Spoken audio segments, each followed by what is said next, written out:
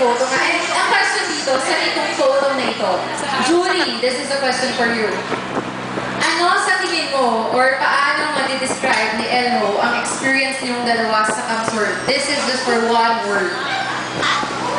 And for Elmo, ano sa tingin mo, and paano mo madi-describe ang experience niya ni Julie sa Camps World?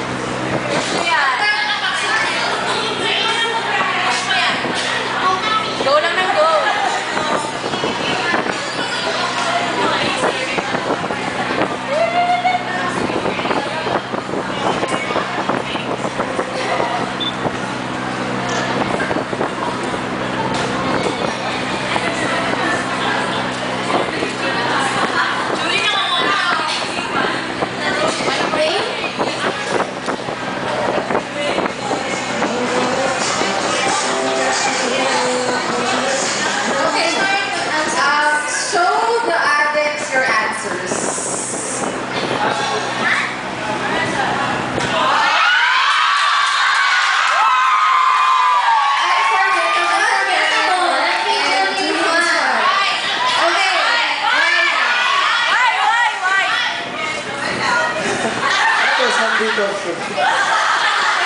Unforgettable kasi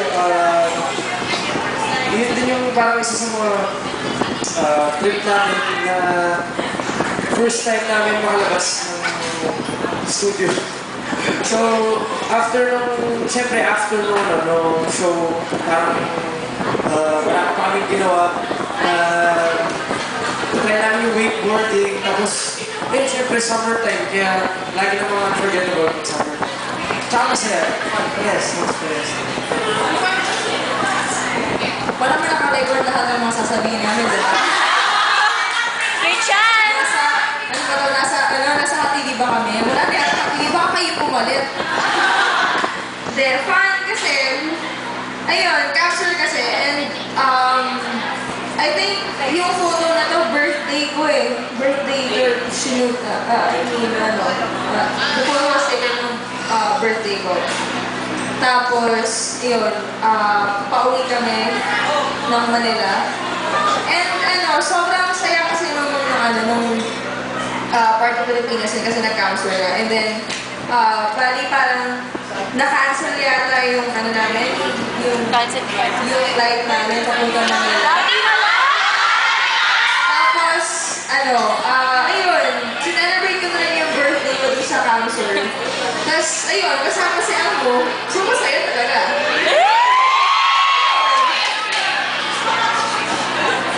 Oh, hinga muna, hinga. Okay? Alam mo, parang tinulong ako ni Team Yap sa pool. At naka-jogging pants na ako noon. Nakapantulog na. So, yun lang. Okay, tapos na. Okay, next photo. Sino ang nakakaalam ng name ng mga teddy bears na to? Wait lang ha. Sorry, slowly.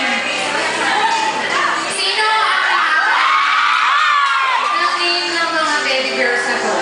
Kasi ako, for me, ang ko, si Isko and si Iska yata yung bears.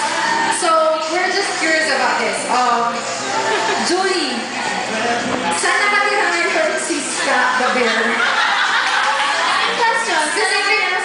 Same question. Specific location na. Kung saan talaga sila nakatira. Specific? NBI natin eh ah! Specific location. Specific. NBI ka sa kwarto ko.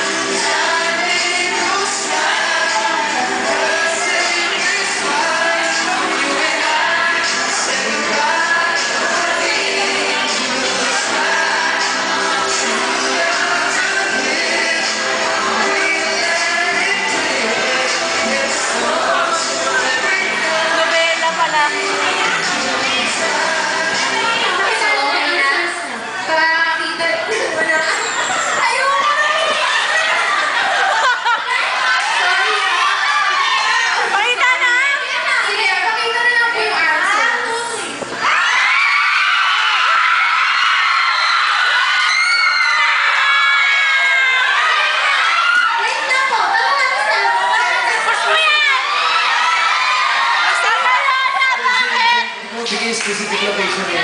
Specific location. Hindi, syempre, nasa puso kasi... Yung bear! Dito?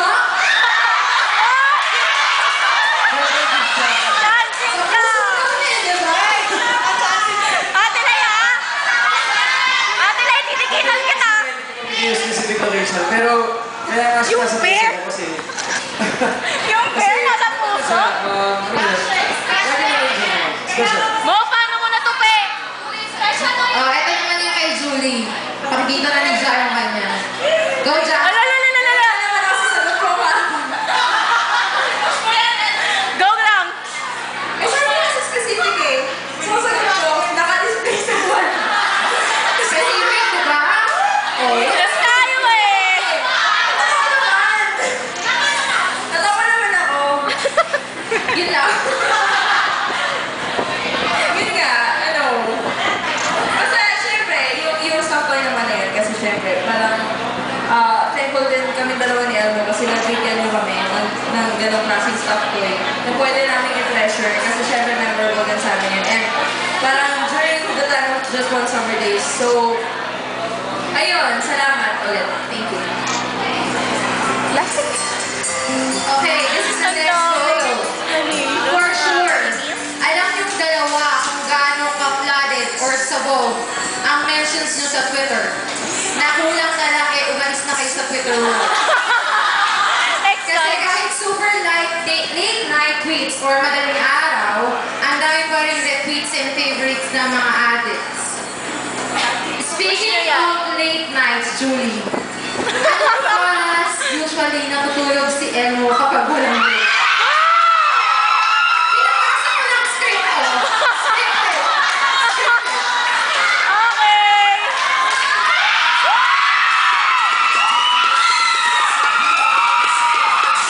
Hindi ko halika naman. Julie Ann, speaking of late nights, anong oras usually natutulog si Mr. Magalona kapag walang work? Hindi daw siya natutulog, guys.